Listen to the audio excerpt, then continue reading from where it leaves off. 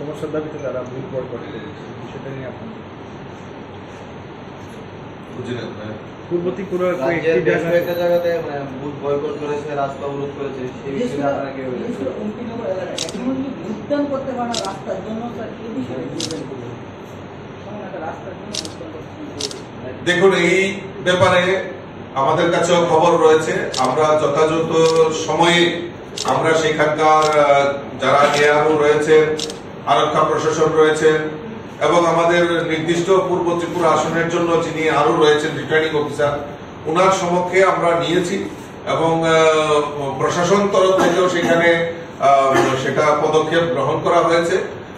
পরবর্তী সময়ে সেগুলি আমাদের গোচরে আসার পর আমরাও উদ্যোগ গ্রহণ করেছিলাম, কিন্তু যেখানে রাজ্যের প্রায় 80% মানুষ ভোটদান করেছে, সেই সমস্ত জায়গায় তারা যদি সেই ভোট বয়কটের মাধ্যমে একটা অশান্তির বাতাবরণ তৈরি করেন, সেটা পরবর্তী সময়ে আমরা দেখব। কিন্তু আমরা চাই এই রাজ্যের মানুষ যেভাবে এই গ্রীষ্মের তাপদাহকে অপেক্ষা করে রাজ্যের মানুষ উৎসব এবং উদ্দীপনার সঙ্গে ভোট দিয়েছেন, তো এটা আমাদের কাছে সবচেয়ে বড় নজির সৃষ্টি হয়েছে।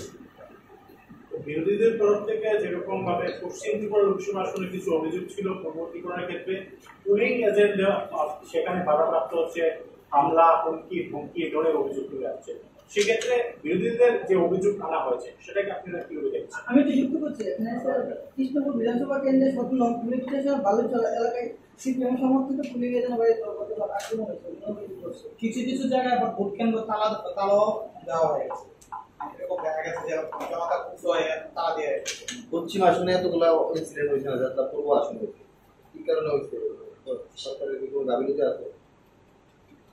আমি বলছি, দেখুন, বিরোধীরা বিরোধিতা করবে, তার জবাব তারা দেবে, সেটা আমরা জানি। কিন্তু তাদের মধ্যে যে শিশু সুলভ আচরণ, কারণ তারাও দীর্ঘদিন ধরে এই রাজ্যের বুকে রাজনীতি করে, কিন্তু শিশু সুলভ যে আচরণের মাধ্যমে তারা অভিযোগগুলি করছে, এটা তাদের দুর্বলতার প্রকাশ করছে।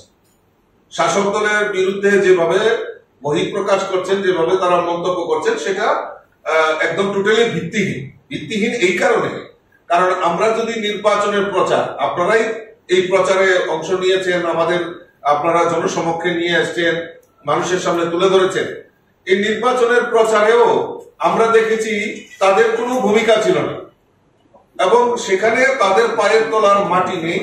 বিভিন্ন অভিযোগ করে শাসক দলকে বিভ্রান্ত করা এবং মানুষকে বিভ্রান্ত করা তাদের প্রয়াস করেছে।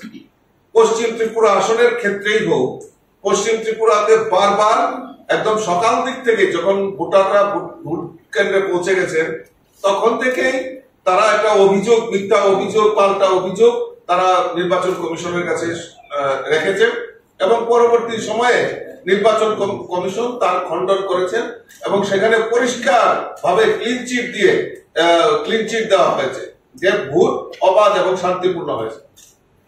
পূর্ব ত্রিপুরার ক্ষেত্রেও আমরা দেখেছি বিভিন্ন জায়গায় যে তাদের নেতৃত্ব, আমি সকাল থেকে লক্ষ্য করছিলাম, সোশ্যাল মিডিয়াতেও দেখছিলাম, তাদের বহু নেতৃত্ব এই ভোট কেন্দ্র থেকে বের হয়ে তারা অবাধ শান্তিপূর্ণ ভোট হচ্ছে তার ক্লিপ আমরা দেখেছি সোশ্যাল মিডিয়াতে।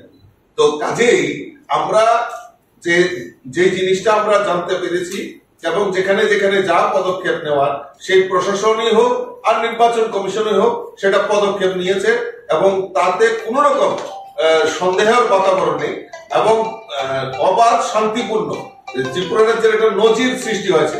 2023-এর বিধানসভা নির্বাচনে হোক আর এই লোকসভা নির্বাচনে হোক, এই ত্রিপুরা রাজ্যে একটা ইতিহাস তৈরি হয়েছে যে নির্বাচন কিভাবে করতে হয় শান্তিপূর্ণ, অবাধ, সেটা একটা ইতিহাস তৈরি হয়েছে ত্রিপুরা রাজ্যে। তা আপনারা জানেন যে সারা ভারতবর্ষের মধ্যে আমাদের এই ত্রিপুরা রাজ্যে গত পশ্চিম ত্রিপুরা আসনের যে ফার্স্ট পেজে প্রথম দফায় যে নির্বাচন হয়েছে, সেটা ত্রিপুরা রাজ্যে একটা ইতিহাস তৈরি হয়েছে। সারা ভারতবর্ষের মধ্যে ত্রিপুরা রাজ্য প্রথম হয়েছে। কালকে সবাই জানে পাতালকন্যা মহোদয় একটা বিবৃতি, মহারাজকে একটা বিবৃতি দিয়েছিল প্রেসমিট করে, এবং সরকারের অভিষেক বসে তারা কিভাবে এটা বলছে, এটা বিষয়ে পার্টি কিভাবে দেখছে? সে ব্যাপারে আমাদের মুখপাত্র অলরেডি স্টেটমেন্ট করেছেন এবং সে ব্যাপারে আমরা পার্টি সিদ্ধান্ত নেব এবং পরবর্তী সময় আপনাদেরকে জানাবো। ওকে, থ্যাংক ইউ।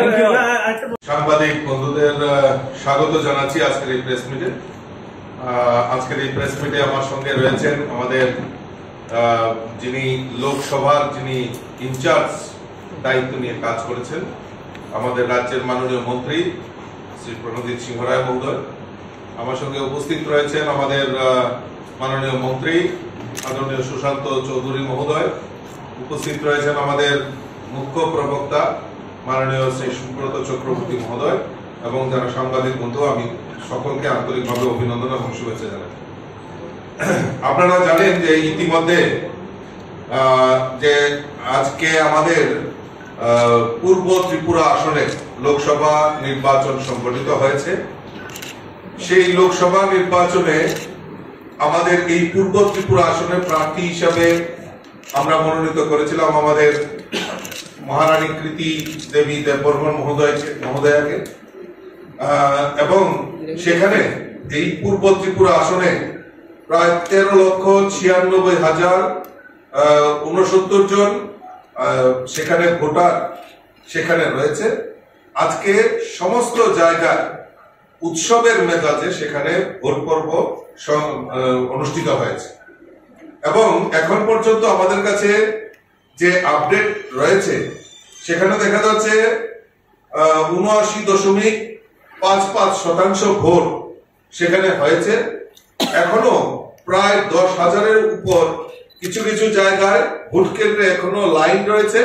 সেখানে নির্বাচন কমিশন থেকে প্রায় 10,591 জনকে টোকেন বিলি করা হয়েছে।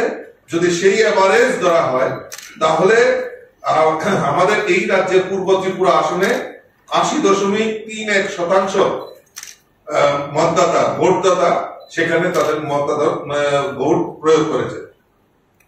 এবং সবচেয়ে বেশি আমরা যদি দেখি সাব্রুমে প্রায় 85.64% এই কেন্দ্রে ভোট দিয়েছে।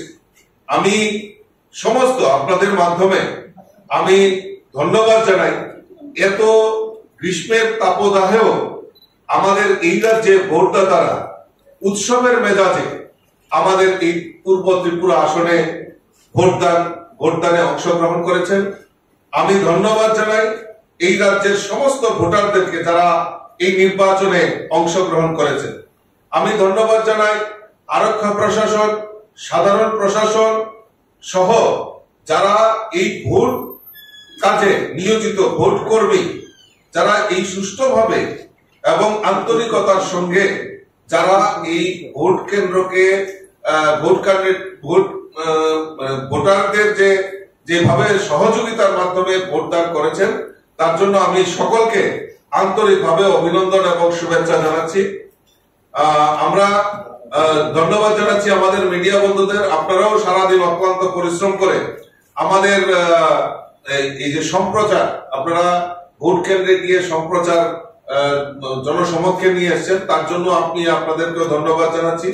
সর্বপরিসরে আমি আবারও সমস্ত ভোটদাতাকে আমি অসংখ্য ধন্যবাদ জানাচ্ছি এবং আমার ভোট কর্মী যারা ভোটদানের সঙ্গে জড়িত ছিল তাদেরকে আমি অসংখ্য ধন্যবাদ জানাচ্ছি। এবং যে এই ত্রিপুরা রাজ্যের ইতিহাসে আমরা দেখেছি কোন জায়গায় এই নির্বাচনকে কেন্দ্র করে আগে হোক বা পরে হোক কোন জায়গায় কোনো ভাইলেন্সের খবর নেই এবং খুব সুন্দর এবং সুষ্ঠুভাবে অবাধ নির্বাচন যেটাকে বলে আমরা ত্রিপুরা রাজ্যে সেটা সেই পশ্চিম আসনের ক্ষেত্রেও দেখেছি, এই পূর্ব ত্রিপুরা আসনের ক্ষেত্রেও আমরা সেটা লক্ষ্য করেছি। আমি আবারও সকলকে আন্তরিকভাবে অভিনন্দন এবং শুভেচ্ছা জানাচ্ছি।